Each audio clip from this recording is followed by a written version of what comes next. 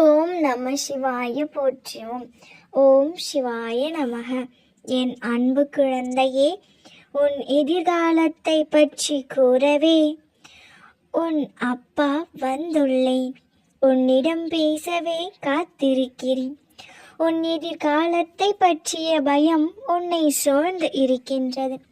உன் எதிர்கால வாழ்வு எப்படி அமைய வேண்டும், யார் யார் உன் உறவுகளாக வேண்டும், எந்த உறவுகளிடம் எப்படியெல்லாம் நடந்து கொள்ள வேண்டும் என்று உன் மனதில் கற்பனை கோட்டை கட்டி வைத்துள்ளாய். எதுவும் நிஜமாகவில்லை, நீ கற்பனையிலே வாழ்ந்து கொண்டு இருக்கிறாய். உன் கனவுகளும் கற்பனைகளும் நிஜமாக வேண்டும் அப்பா என்று என்னை எப்பொழுதும் வேண்டிக் கொண்டே இருக்கிறாய். என் கண்மணியே, உன் கனவுகளை நிஜமாக்கி காண்பிப்பது என் பொறுப்பு. நிச்சயமாக நீ நினைத்த வாழ்க்கையை வாழத்தான் போகிறாய். உன் வாழ்க்கையில் உனக்கான பாதையை காண்பித்து விட்டேன். உன் வாழ்க்கையில் இனி நடக்க போகும் மாற்றங்களும் அற்புதங்களும் அதிசயங்களும் ஏராளம். உன் மனதை அதற்கு தயாராக வைத்துக்கொள். நன்றாக உழைத்து முன்னேறு. மற்றவர்களின் கஷ்டங்களை புரிந்து கொள். உன்னால் முடிந்தவரை எல்லோருக்கும் உதவி செய்து வா. நிதானத்தை கடைபிடி, அது உன் வாழ்க்கைக்கான பொக்கிஷம். நீ வேறு எதையும் யோசித்து குழம்பிக் கொள்ளாதே. நான் இருக்கிறேன். உன் இதயத்தில் இருந்து உனக்கான அனைத்து வினாவிற்கும் விடையளிப்பேன். இன்று அதை நீ உணரவும் செய்வாய். காற்றில் ஈரத்தன்மை இருந்தால் அடிக்கின்ற காற்று நமக்கு சுகமானதாக தென்றலாய் தெரியும். அதை போலவேதான் உன் வாழ்க்கையில் நிம்மதி இருந்தால்தான் அது அழகான உயிரோட்டமுள்ள வாழ்க்கையாக அமையும். அப்படி இருக்கையில் தென்றலை நீ உணர வேண்டும். நீ தென்றலை உணர்ந்தால்தான் நிம்மதி என்னும் தென்றல் உன் வாழ்க்கையில் வசந்தமான சுகத்தை கொடுக்கும். அதை உணர்வதற்கு நீ முதலில் பொறுமையும் சகிப்புத்தன்மையும் நம்பிக்கையும் நேர்மையும் மனதில் ஏற்றுக்கொள்ள வேண்டும். எப்பொழுதும் எதிர்காலத்தை பற்றியே யோசித்து கொண்டிருந்தால் உனது இந்த நிகழ்காலத்தை நீ இழந்து விடுவாய். நான் உனக்கு இப்பொழுது வாக்களித்து விட்டேன் அல்லவா? உன் எதிர்காலத்தை நான் பார்த்து கொள்கிறேன். உன் மனம் விரும்பியது போல் அதை நான் மாற்றியும் அமைக்கிறேன். எதிர்காலத்தை பற்றி கவலைப்பட்டு கொண்டு இருக்காமல் இப்பொழுது இந்த நொடியே நீ உபயோகமாக வாழ்ந்து வா. கவலைப்படாதே, எல்லாவற்றையும் நான் பார்த்து கொள்கின்றேன். சங்கடங்களை சந்தித்து சந்தித்து மனம் சோர்ந்து விட்டாய். இன்று நடக்குமோ இல்லை நாளை நடக்குமோ என்று எதிர்பார்த்து எதிர்பார்த்து காத்திருந்து அழுத்து விட்டாய். என்றுதான் நடக்கும், எப்பொழுதுதான் நடக்கும் என்ற வெறுமை உன் மனதில் சூழ்ந்து விட்டது. நடப்பதெல்லாம் நடக்கட்டும், நடக்கும்போது நடக்கட்டும் என்றெல்லாம் இந்த வாழ்க்கையை சலித்து கொண்டு விட்டாய். என் கண்மணியே, நீ என்ன செய்ய வேண்டும் என்பதை கூறவே உன் அப்பா நான் வந்திருக்கிறேன். இப்பொழுது இந்த நொடி நீ எதுவும் செய்யாதே. உன் கவலைகள், பிரச்சனைகள், சிக்கல்கள் என எல்லாவற்றையும் மறந்துவிட்டு இதோ உன் தந்தையின் மடியில் சற்று ஓய்வு எடுத்துக்கொள்.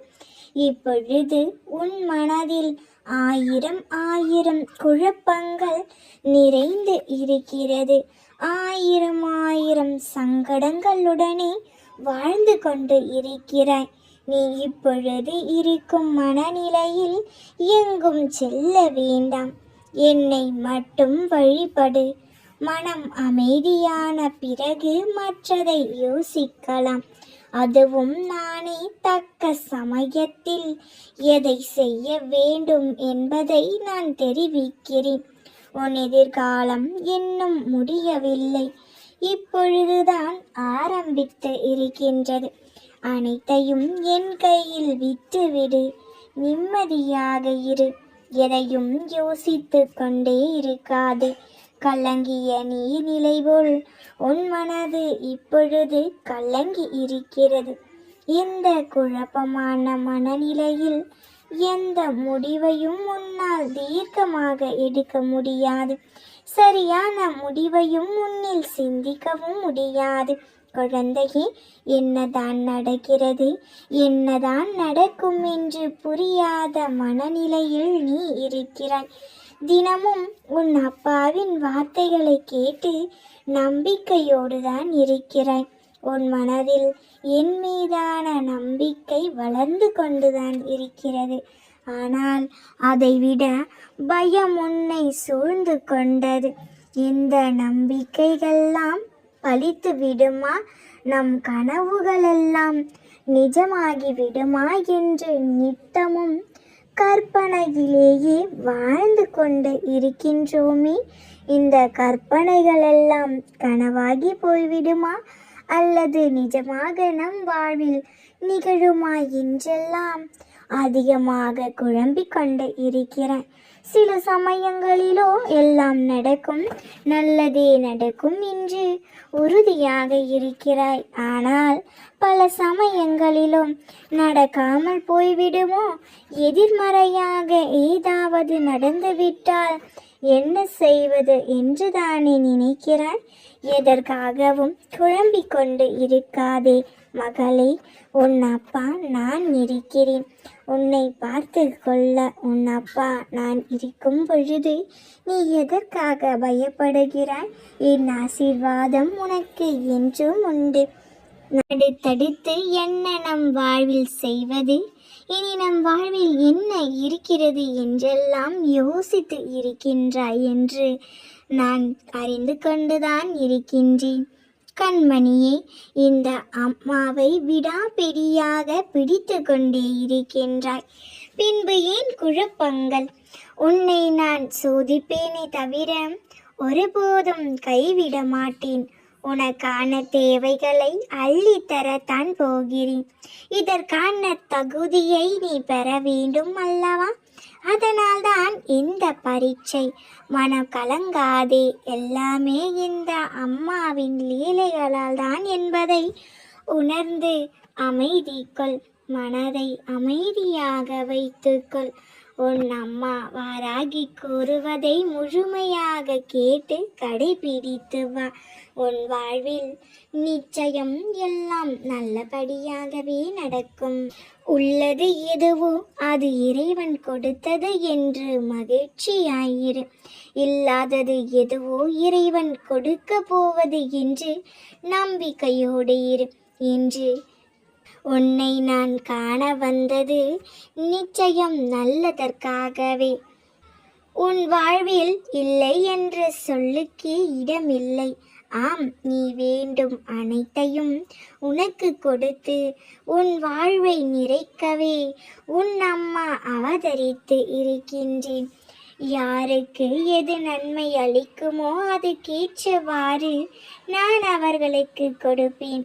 கொடுக்கப்பட்டது எதுவாக இருந்தாலும் அது நான் அளித்தது. நீயோ உணர்ந்து கொள்.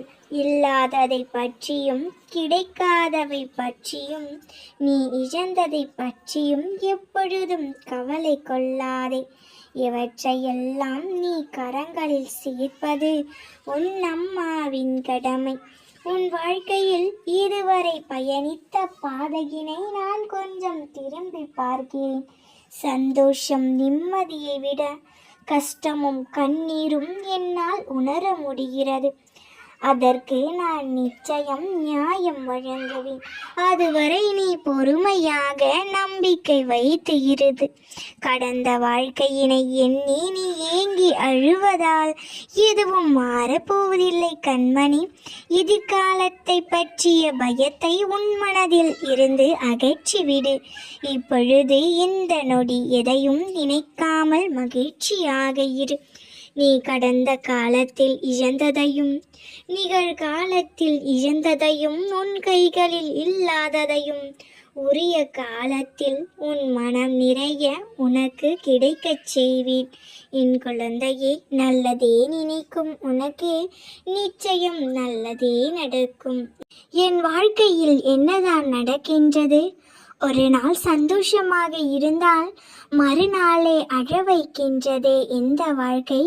எதற்காக வாழ வேண்டும் என்று உன் மனதில் பல குழப்பங்களை போட்டு குழப்பிக் கொண்டு இருக்கிறாய். உன் வாழ்க்கையில் நான் துணையாக இருக்கிறேன் என்பதை நீ நினைவில் வைத்துக்கொள். வாழ்க்கையில் கஷ்டம் இருக்கலாம், ஆனால் கஷ்டமே வாழ்க்கையாக இருக்கக்கூடாது. இதற்கு ஒரு முடிவே இல்லையா என்று என்னை பார்த்து நீ கேட்கின்றாய். முதலில் உன் மனதை அமைதிப்படுத்து. நான் கூறுவதை கவனமாக கேள். தினமும் என்னை நினைக்கும் உன்னை நான் கைவிட மாட்டேன். என் தங்கமே, உன் வாழ்க்கையில் உன் வேலைகளை சரியாக செய்து முடி. உன் அன்பை புரிந்தவர்களிடம் மட்டும் உன் அன்பை காட்டு. என் இஷ்டத்திற்கு எதுவும் செய்ய முடியவில்லை எனில் என் மனம் எப்படி எனது வேலையை செய்யும் என்று கேட்கிறாயா? உன் வாழ்க்கையை நீதான் வாழ முடியும். அதனால்தான் சொல்கிறேன், நீ நடந்ததையெல்லாம் மறந்துவிடு. உன் வேலையை நீ செய். எந்த வேலையையும் மிச்சம் வைக்காதே. சிரித்த முகத்தோடு இரு. என்றும் புன்னகையுடன் இரு. எதற்காகவும் கலங்காதே. அப்படி இருந்தால் எல்லாம் உன் விருப்பப்படி மாறும். உன்னை சுற்றி இருப்பவர்கள் என்ன வேண்டுமானாலும் பேசட்டும், அதை காதில் வாங்கி கொள்ளாதே. உன் வாழ்க்கையில் நிம்மதியை நீதான் அமைத்து கொள்ள முடியும். அது உன் கையில்தான் இருக்கிறது. எனவே ஏனென்றால் மற்றவர்களுக்கு உனக்கு ஏற்படுத்திய பிரச்சனை நினைத்துதானே இந்த குழப்பத்திற்கு ஆளாகிவிட்டாய். அவர்கள் முன் நீ அழுவதை பார்த்து ஆனந்தமாய் இருக்கிறார்கள் அல்லவா? அதே சமயம் நீ அந்த மன உளைச்சலை ஓம் நம சிவாய போற்றி என்று கூறிவிட்டு மறந்துவிட்டால் அதில் நான் பார்த்து கொள்வேன். நீ முகமலர்ச்சியோடு இருந்தால் அவர்களுக்கு மனம் குழம்பி தவிக்கும். நீ செய்ய வேண்டியது எல்லாம் ஒன்றே ஒன்றுதான். சிரித்த முகம், பூத்த பூவாயிரு. உன் எண்ணத்தையும் உள்ளத்தையும் சுத்தமாக வைத்துக்கொள். உனக்கு வேண்டியதை என்னிடம் கேட்டு விட்டாய் அல்லவா? நான் பார்த்து கொள்கிறேன். அதை உன் கைகளில் தர வேண்டியது என் பொறுப்பு. உன் அப்பா சொல்வது நினைவில் இருக்கிறதா? அப்படியானால் எனக்காக இப்பொழுது புன்னகை செய். சிரித்து விட்டாய் என் குழந்தையே. உன் அப்பாவின் ஆசீர்வாதம் உனக்கு எப்பொழுதும் கிடைக்கும். நான் இருக்கின்றேன். நாம் இருக்க பயமேன். ஓம் நம சிவாய போற்றிவோம். ஓம் சிவாய நமக. நல்லதே நடக்கும்.